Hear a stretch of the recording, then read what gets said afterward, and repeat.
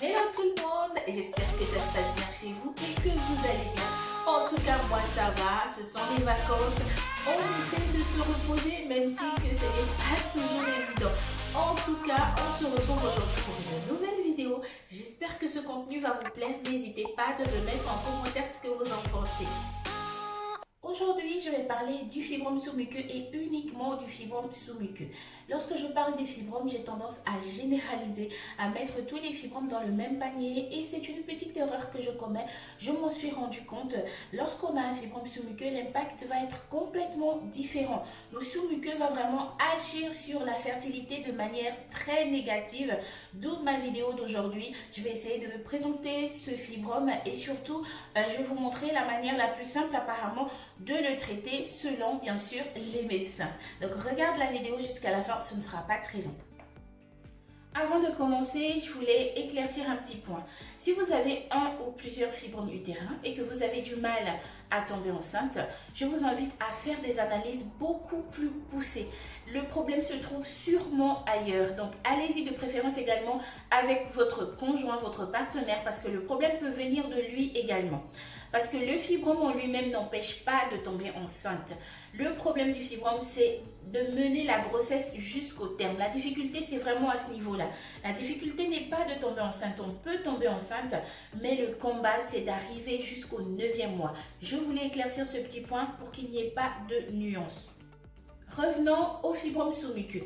Il se situe dans la cavité utérine, donc à l'intérieur de l'utérus, l'endroit où l'embryon est censé s'implanter et se développer pendant 9 longs mois. C'est à cet endroit même que le fibrome sous-muqueux a décidé d'élire domicile. Donc il y aura un conflit entre les deux. Qu'est-ce qui va se passer? Il peut gêner l'implantation ou le développement de l'embryon et entraîner par conséquent des fausses couches tardives. Et quand je dis tardives, c'est même vers le 5e mois. Donc, quels sont les moyens qu'on peut mettre en place éventuellement pour pallier à ce problème? Pour pallier à ce problème, on va vous proposer une myomectomie par hystéroscopie opératoire. Donc, c'est une intervention chirurgicale qui se fait par les voies naturelles. Donc, vous allez être sous anesthésie au bloc opératoire en position jambes ouvertes. Et le chirurgien va passer par les voies naturelles pour aller retirer les myomes qui se trouvent à l'intérieur de votre utérus. Attention, il y a 2 critères quand même de sélection. Ça se fait uniquement pour les fibromes sous-muqueux et uniquement sous-muqueux. Le deuxième critère, c'est qu'il faut que vos fibromes soient de petite taille. Si vous avez un fibrome d'une taille supérieure ou égale à 9 cm, on va estimer, le chirurgien va estimer que votre fibrome, est déjà beaucoup trop gros et donc vous n'aurez pas recours à cette intervention. L'avantage avec l'hystéroscopie, c'est que c'est une intervention dont les suites opératoires sont sans douleur. Donc après l'opération, vous allez simplement avoir quelques saignements, mais vous n'allez pas avoir de douleur importante. Ensuite, le deuxième avantage, c'est que vous n'allez pas être gardé pendant longtemps à l'hôpital. On va juste vous garder quelques heures après l'intervention pour surveiller vos saignements. Ensuite, on va vous laisser rentrer chez vous le jour même. Et le troisième avantage, c'est que la cicatrisation est très rapide, entre 3 et 6 mois.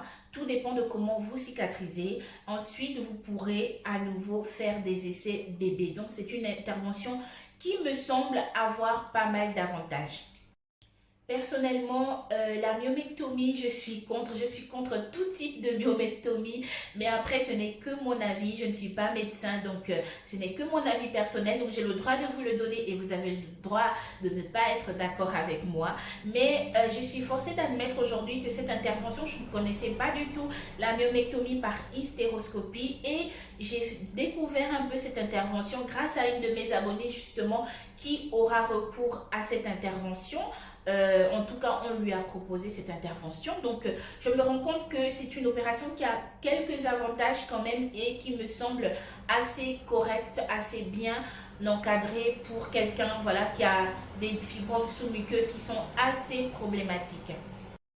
Je vais terminer en disant simplement une chose. Si vous avez des fibromes mais qui sont asymptomatiques, c'est juste génial. Continuez du coup ce que vous faites, votre routine, en tout cas votre mode de vie que vous avez actuellement, vu que apparemment ça vous réussit bien.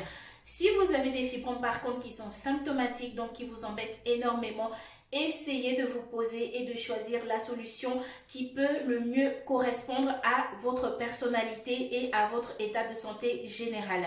Certains vont choisir la mammectomie, il y en a de toutes les sortes, par hystéroscopie, par colonoscopie. Il y a plusieurs types de mammectomie qui existent, à vous de choisir, ou alors d'opter plus pour l'embolisation. Mais encore une fois, l'embolisation, il faut déjà voir si c'est possible de faire cette intervention sur vous ou pas du tout, parce qu'il y a des critères éventuellement. Moi, personnellement, mes fibromes étaient symptomatiques. J'avais surtout des saignements et des fortes douleurs. Le changement d'alimentation a marché pour moi. Encore une fois, ce qui marche pour un ne marchera pas forcément pour l'autre, pardon. Je ne vais pas vous donner en détail, on connaît tous les règles de base qu'il faut mettre en place, c'est-à-dire manger beaucoup de légumes, boire beaucoup d'eau, faire de temps en temps des cures détox, faire un peu de sport, en gros, avoir une alimentation saine, à réduire le sucre, les matières grasses, etc. On sait tous, on l'a tous appris lorsqu'on était petit. Nos mamans nous ont tellement tiré les oreilles avec cette histoire, mange tes légumes. Donc, on sait tous ce qui est bon. Mais simplement, aujourd'hui, avec tout ce qu'il y a à manger, on s'est un petit peu perdu dans notre alimentation de base. Donc, il suffit simplement de revenir sur les choses classiques, basiques. Encore une fois, ce n'est que mon point de vue. Je tiens quand même à le dire, c'est juste mon point de vue. Chacun est libre de penser ce qu'il veut et surtout de faire ce qui lui correspond le mieux. Et puis, il faut savoir une chose, c'est que dans la vie, malheureusement, ce qui a marché pour X ne marchera pas forcément pour Y. Nous sommes toutes faits différemment, les organismes sont différents. Il y a des personnes, je connais justement le cas d'une abonnée qui a réussi à mener sa grossesse jusqu'à son terme en ayant un fibrome sous-muqueux, donc à l'intérieur de l'utérus.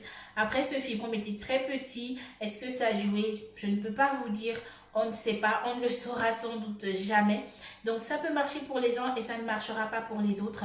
Donc prenez le temps de vous écouter, prenez le temps de savoir, voilà, de prendre la bonne décision, la décision qui vous convient le mieux simplement. Donc je me répète, c'est vrai, mais je ne le dirai jamais assez. Écoutez-vous, écoutez votre corps car vous êtes la seule à savoir ce qui vous convient et ce qui est bien pour vous.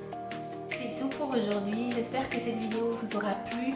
En tout cas, on se retrouve très bientôt pour une nouvelle vidéo. Et surtout, n'oubliez pas de vous abonner.